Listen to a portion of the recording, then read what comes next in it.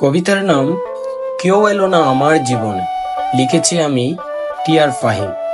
কেউ এলো না আমার জীবনে, এক বুক ভরা হতাশা নিয়ে কেটে যাচ্ছে জীবন। আমার জীবনে তো এক মায়াবতী থাকার কথা ছিল, যেমনটা সবার জীবনে আছে।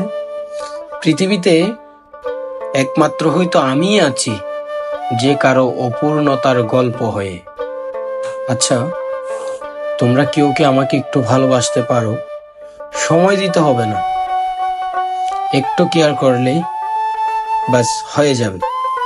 আমার জীবনে কেউ আমার প্রেমে পড়েনি, তবে আমি একজন মায়াবতীর প্রেমে বহুবার পড়েছি। বিনিময়ে শুধু পেয়েছি অবহেলা, অযত্ন। মায়াবতী, আমি জীবনে একবার প্রেমে পড়ব, তবে অসম্ভবভাবে প্রেমে পড়ব। আমি দেখব প্রেম কি, কেনই বা মায়াবতীরা ছেড়ে যায় তাদের প্রেমে মজনু করে। ভালো থেকো মায়াবতী।